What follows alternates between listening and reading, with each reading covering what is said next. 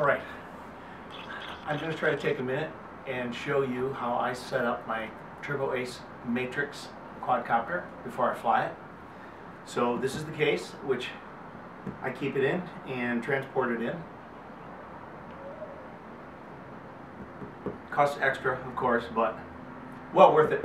And it does pack it pretty well. So hopefully you can see on the camera relatively well how it's packed in here.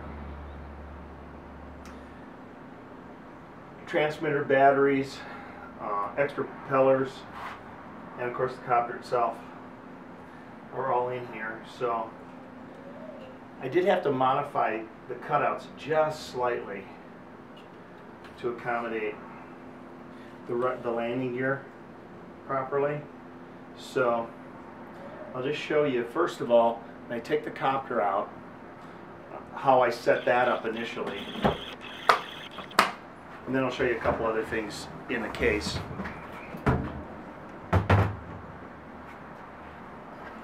So,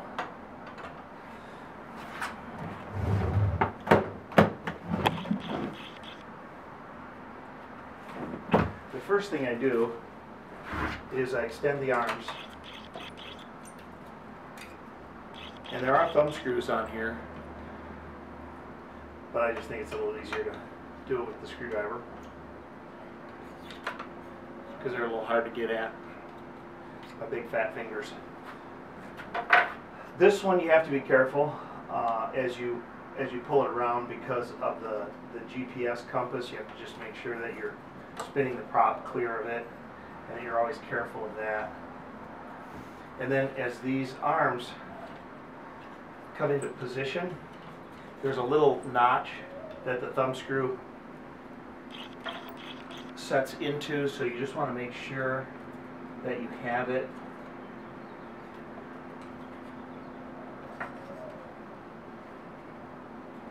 in the right location for the notch.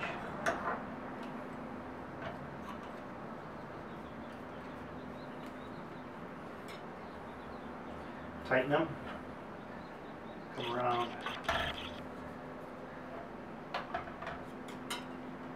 Same thing on the opposite side.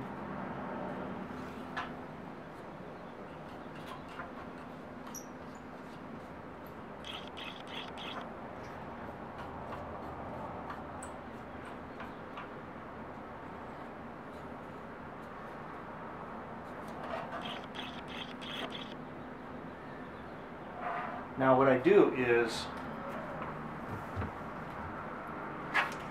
in the case,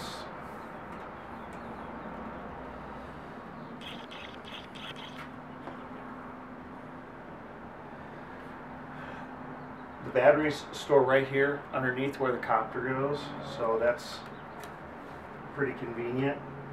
I take out this block. I'll show you what I use that for in a minute. And then I keep my gimbal battery. There's a little compartment right here.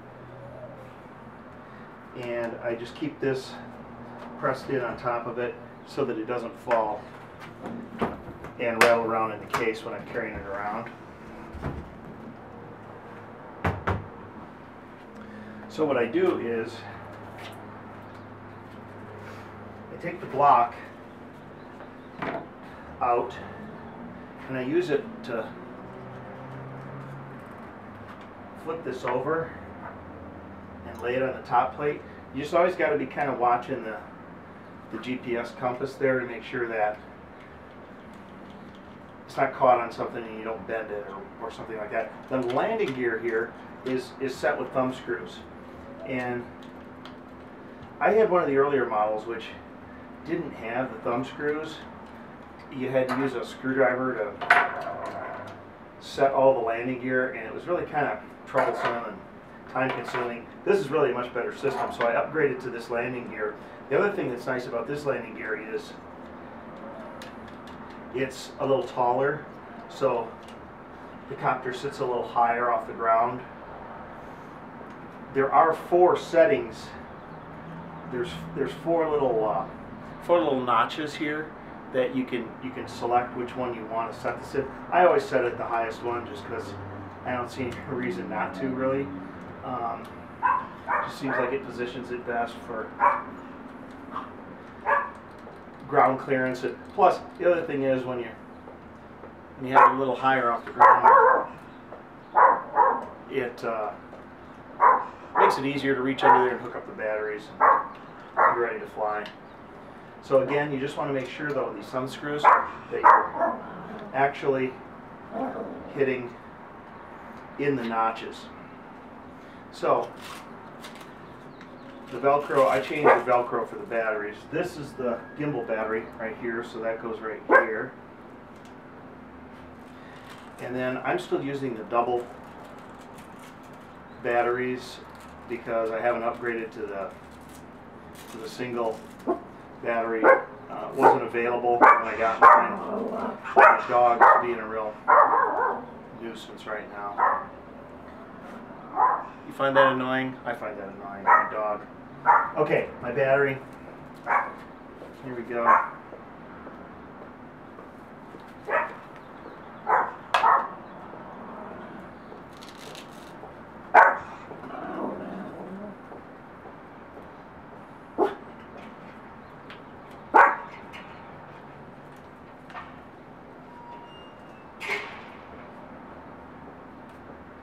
My dog doesn't want anybody to go to the pool, that's the problem.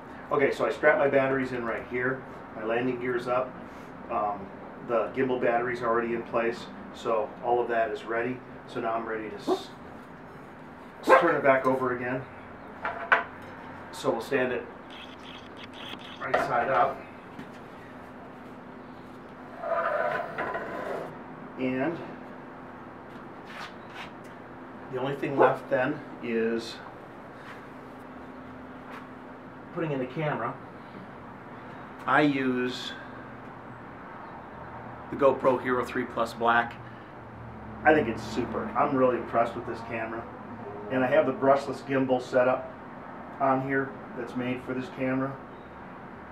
And it fits in here really well.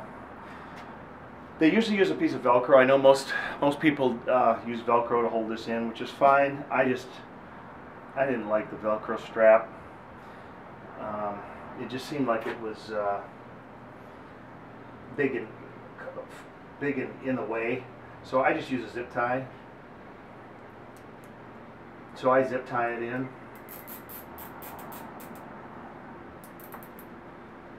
Which seems to work pretty well. And it for me anyway, it makes it easier to reach the buttons to turn it on and things like that. So what I do after I zip tie it on, I just snip this tail off so that it doesn't get caught on anything.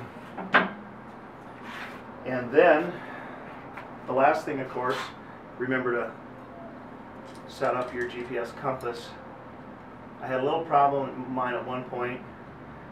The orientation wasn't quite right, so my copter was hovering like this and circling, but I eventually found the right orientation for my compass, which solved that, and so it seems to work well now. So that's pretty much it. It's ready to go. I'll show you the I'll plug in this gimbal so you can see the way the camera gimbal works. It needs to right here, it needs to adjust itself. Now it's sensors are adjusting it so that it's level and straight.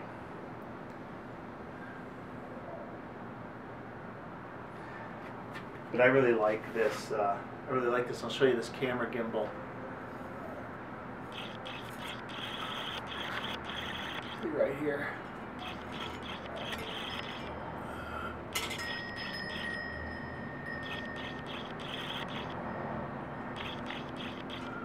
And then this way too. You can see it.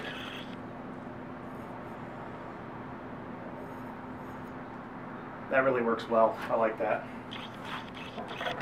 So the combination of this, I've been really pleased. Combination of this copter with this GoPro camera. I like what I get. So hopefully you can see a little bit anyway of the way that it packs and the way that I set it up. And of course then you take it down just the reverse. Everything packs up really quite well. So thanks for watching, and maybe I'll try to show you a little bit more detail, maybe some close-ups at a future date, but that gives you an idea of what I do to set it up to fly.